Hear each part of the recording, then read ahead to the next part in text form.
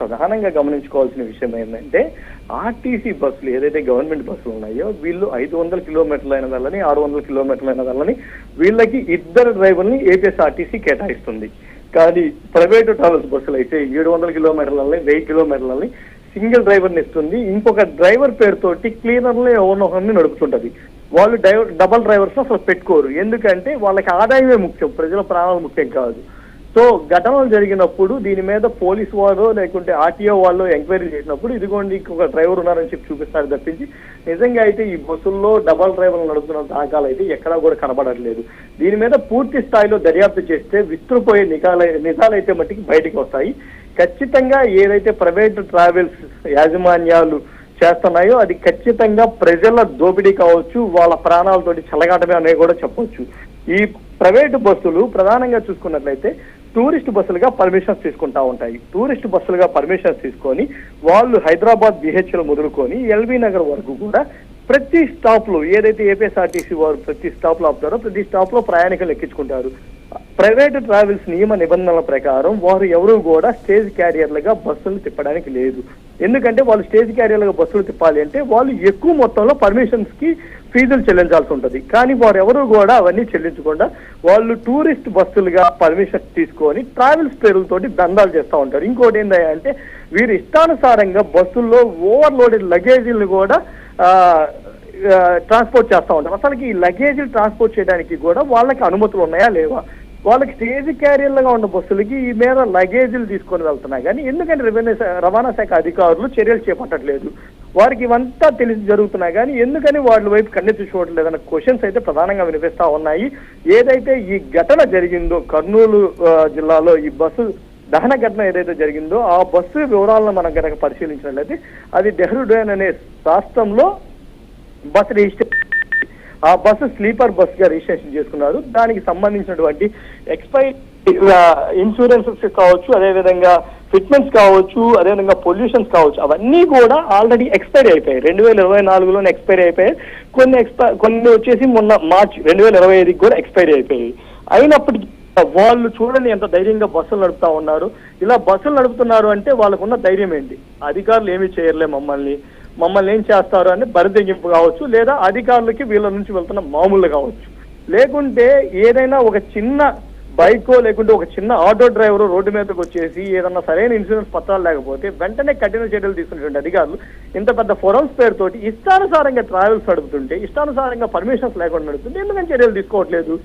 దీని నుంచి ప్రజల నుంచి వస్తున్నటువంటి సమాధానం, ప్రజల నుంచి వస్తున్న క్వశ్చన్ ఒకటి, వాళ్ళు ఎటువంటి చర్యలు తీసుకోరు, వాళ్ళకి వెళ్లాల్సిన మామూలు వెళ్తున్నాయి, మా ప్రాణాలు ఎలా పోయినా సరే అధికారులు నిమ్మకి నీరెచ్చినట్లు వ్యవహరిస్తారు, ప్రభుత్వం కన్నెర చేసినప్పుడు మట్టికి తూతూ మంత్రంగా దాడులు చేస్తారే తప్పించి తర్వాత వాళ్ళు వెళ్ళి ప్రభుత్వ పెద్దలను అడగంగానే కరిగిపోయి చూసి చూడట్లు వ్యవహరిస్తారు. కాబట్టి ఈ రోజు మా ప్రాణాలు పోతున్నాయని చెప్పి కూడా ఆవేదన అయితే మధ్యతరగతి వర్గాల నుంచి అయితే వినిపిస్తా ఉంది.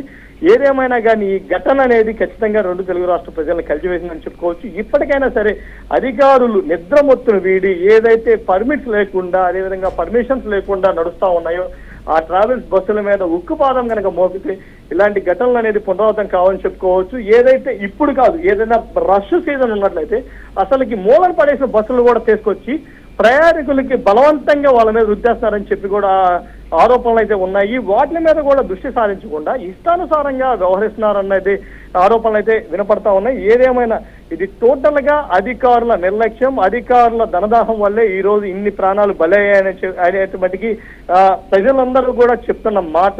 ఇప్పటికైనా సరే అటు ప్రభుత్వ పెద్దలు రవాణా శాఖ మంత్రి కావచ్చు, ఇటు ముఖ్యమంత్రి కావచ్చు దీని మీద పూర్తి స్థాయిలో దృష్టి సారించి ఈ ప్రైవేటు ట్రావెల్స్ ఆగడాలను అరికట్టాలని చెప్పి అయితే ప్రజలు కోరుకుంటా విన్నవించుకుంటా పరిస్థితి అయితే కనిపిస్తా ఉంది. చూద్దాం ప్రభుత్వ పెద్దలు ఎలాంటి నిర్ణయం తీసుకుంటారు, రవాణా శాఖ అధికారులు దీని మీద దాడులు చేస్తారా లేదా, ఈ ప్రైవేట్ ట్రావెల్స్ ఆగడాలను అరికడతారా లేదా, ఊరక తూతూ మంత్రంగా చర్యలు చేపట్టేసి 4-5 రోజులు దాడులు చేసేసి మళ్ళీ యథా రాజా తదా ప్రజ అన్నట్లు చేస్తారా అనేది కూడా వేచి చూడాల్సిన పరిస్థితి అయితే కనిపిస్తా ఉంది. ఏదేమైనా కానీ ఈ ప్రైవేట్ ట్రావెల్స్ ఆగడాలను కనుక అరికట్టకపోతే ఇంకెన్ని దాడులు మనం చూడాల్సి వస్తున్న పరిస్థితి అయితే కనిపిస్తుంది. పద్మ అయితే నాగకిషోర్ ఇప్పటి వరకు కూడా అసలు ఆ బస్సులో ఎంతమంది చనిపోయారు అనే దానిపై ఏమైనా క్లారిటీ ఉందంటే ఒక్కొక్కసారి 40 మంది ప్రయాణికులు, 2 పిల్లలు, 2 డ్రైవర్లను ఒకసారి వస్తుంది, టోటల్ కి ఎంతమంది ప్రయాణించారు, అసలు చనిపోయిన వాళ్ళు ఎంతమంది అనే దానిపై ఏమైనా క్లారిటీ ఉందంటారా?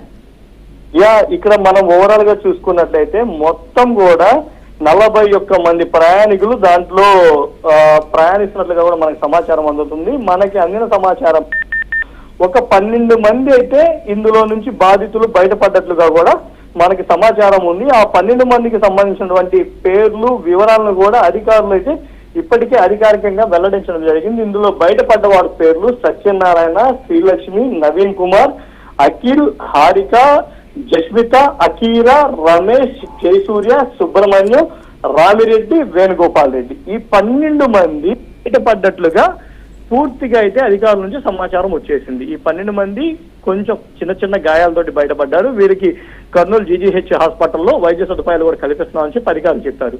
సో వీళ్ళు 12 మంది కాకుండా మిగతా 29 మందికి సంబంధించినటువంటి సమాచారం ఏదీ లేదు.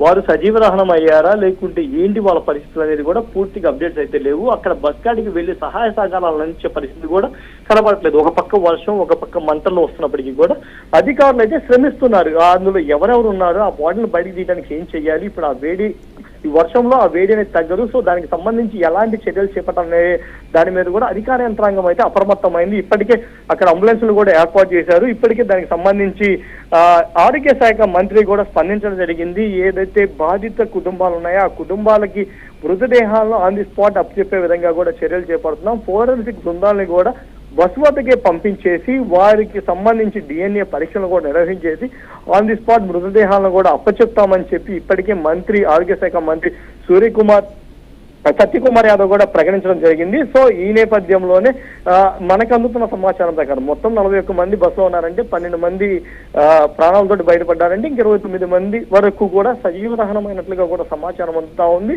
చూడాలి అందులో అదృష్టం కొద్ది ఎవరన్నా బయటపడ్డారా, సమాచారం ఏమన్నా రాలేదనేది కూడా చూడాలి. దేవుడి వల్ల ఎవరన్నా ఒకరు ఇద్దరు ప్రాణాలతోటి ఉన్నా కానీ వాళ్ళ సమాచారం కూడా బయటికి ఇస్తే బాగుంటది.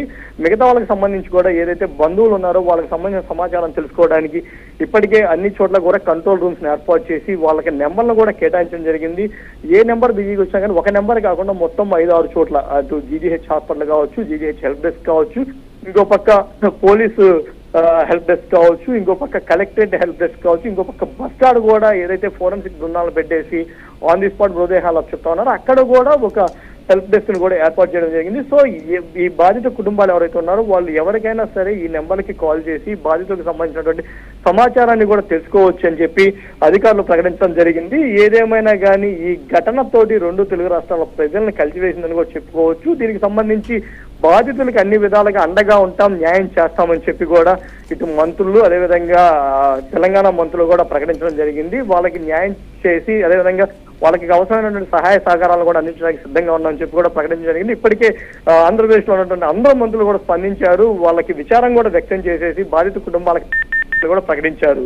పద్మ అయితే ఎవరైతే మృతి చెందారో వాళ్ళ కుటుంబ సభ్యులకు ఈ అంశాన్ని ఈ విషయాన్ని అయితే తెలియజేయడం జరిగిందనుకోవచ్చు, అందరికీ వెళ్ళిందనుకోవచ్చు అంటారు ఈ సమాచారం.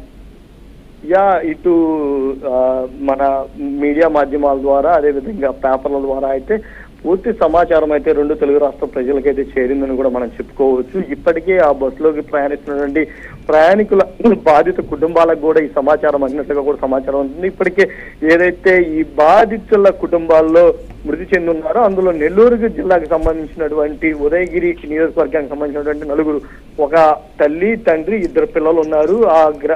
వాళ్ళు కూడా అందులో సజీవ దహనమైనట్లుగా కూడా సమాచారం ఉంటుంది. ఆ ఘటనకు సంబంధించి ఆ నియోజకవర్గ ఎమ్మెల్యే కూడా ఆ కుటుంబ సభ్యుల్ని పరామర్శించడానికి వెళ్లారు. ఆ ఎక్స్క్లూజివ్ విజువల్స్ కూడా మనం బీఆర్కే న్యూస్ లో ప్రచురించడం కూడా జరిగింది. సో అదే విధంగా అందరి బాధితులకు కూడా ఈ సమాచారం ఆల్మోస్ట్ చేరినట్లుగా కూడా సమాచారం అందుతుంది. అక్కడికి ఆ ప్రాంతాలకు సంబంధించినటువంటి ఆ ఎమ్మెల్యేలు కావచ్చు, లోకల్ నాయకులు కావచ్చు ఇప్పటికే పరామర్శలు చేస్తా వాళ్ళకి ధైర్యం కూడా చెప్తున్నట్లుగా కూడా సమాచారం అందుతా ఉంది. బాధితులకి ఎలాంటి ఇబ్బందులు కూడా తలెత్తకుండా ఏదైతే ఈ బస్సు ప్రమాదంలో ఉన్నటువంటి బాధిత కుటుంబాలు ఉన్నారో వాళ్ళకి అన్ని రకాల సహాయ సహకారాలు అందించేందుకే హెల్ప్ లైన్ నెంబర్లు కూడా ఏర్పాటు చేసినట్లు అధికారులు చెప్తా ఉన్నారు. వాళ్ళకి ఏ సమాచారం కావాలన్నా కానీ వాళ్ళకి ఎలాంటి సహాయ సహకారాలు కావాలన్నా కానీ అన్ని అందించేందుకు ప్రభుత్వం తరఫున సిద్ధంగా ఉన్నామని చెప్పారు.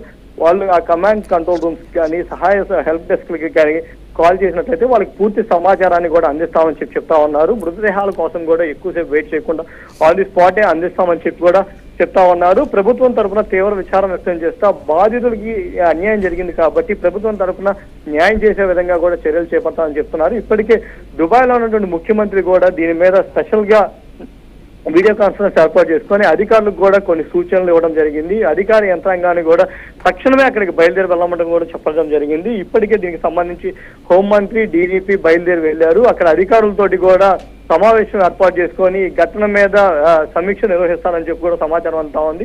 అక్కడికి వెళ్లి బాధిత కుటుంబాలను కూడా పరామర్శిస్తారని చెప్పి అయితే సమాచారం అందుతా ఉంది. దగ్గరలో ఉన్నటువంటి మంత్రులను కూడా అక్కడికి ఘటనా స్థలానికి వెళ్లి అవసరమైనటువంటి సహాయ సహకారాలను కూడా అందించమని చెప్పి ముఖ్యమంత్రి ఆదేశించిన నేపథ్యంలో ఇప్పటికీ అందుబాటులో ఉన్న మంత్రులు కూడా ఏదైతే సంఘటనా స్థలం ఉందో సంఘటనా స్థలానికి బయలుదేరి వెళ్లారు. ఈ ఘటనకు సంబంధించి బాధితులకి అన్ని విధాలుగా ప్రభుత్వం అండగా ఉంటుంది. ఈ బాధితులు ఎవరైతే ఉన్నారో ఆ బాధిత కుటుంబాలకి కావాల్సినటువంటి సహాయ సహకారాలు అందించడానికి కమాండ్ కంట్రోల్ రూమ్ కూడా అన్ని రకాల సమాచారాలను అయితే అందిస్తా ఉంది. ఏ సమాచారం కావాలన్నా, ఏ సహాయ సహకారాలు కావాల్సినా సరే వాటిలో సమాచారం తెలుసుకోవచ్చు అని చెప్పి కూడా బాధిత కుటుంబాలకు చెప్పడం జరిగింది. పద్మ.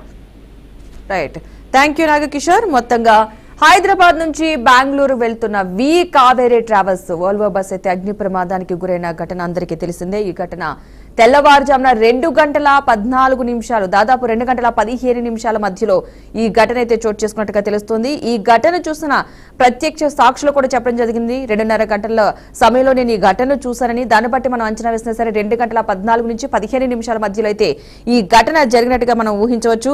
వి కావేరీ ట్రావెల్స్ కు చెందిన ప్రైవేటు బస్సు పటాన్చెరులోని ప్రధాన ఆఫీస్ నుంచి కూడా రాత్రి బయలుదేరడం జరిగింది. దాదాపు 9 గంటల ప్రాంతంలో ఈ బస్సు అయితే బయలుదేరినట్టుగా తెలుస్తోంది.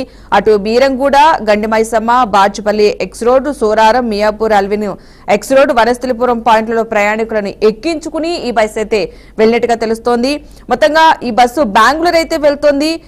తెల్లవారుజామున 2:14 నుంచి 2:15 మధ్యలో ఈ బస్సు అయితే ఒక ప్రమాదానికి గురైంది. ఒక బైక్ అడ్డు వచ్చింది. ఆ బైక్ ను ఢీకొట్టిన ఈ బస్సు అయితే ఆ సమయంలో అగ్ని ప్రమాదానికి గురైనట్టుగా తెలుస్తోంది. ఆ బైక్ ఢీకొట్టిన వ్యక్తి బైక్ అయితే కనుక ఆ బస్సు కిందకి వెళ్లడం, ఆ డ్రైవర్ పక్కకి గాయాలతో పడి చనిపోయినట్టుగా కూడా అయితే సమాచారం అందుతోంది.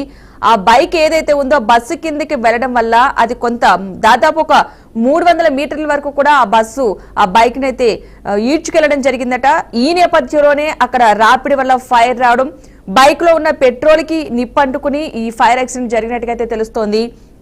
అయితే ఆ సమయంలో బస్సు డ్రైవర్ కూడా కాస్త నిర్లక్ష్యం వహించాడంటూ కూడా చెప్తున్నారు అధికారులు. తను కూడా కాస్త అప్రమత్తమై వెంటనే కనుక ప్రయాణికులని అప్రమత్తం చేస్తుంటే కనుక ప్రాణాలతో వాళ్ళందరినీ బయటపడే అవకాశం ఉండేదని చెప్తున్నారు.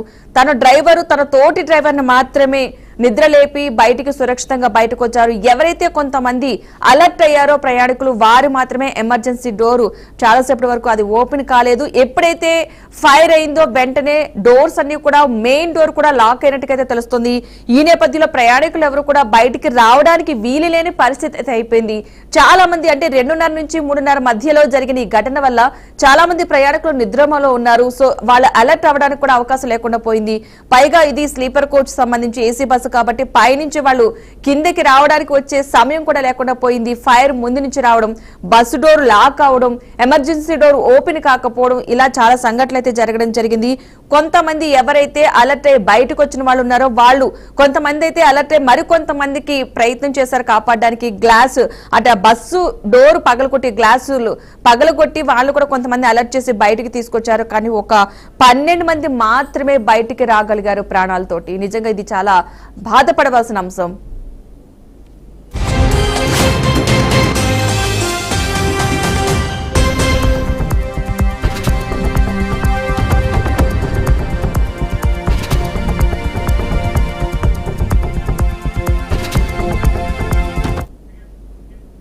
అధికారులు ఎప్పటికప్పుడు తనిఖీలు చేస్తున్నా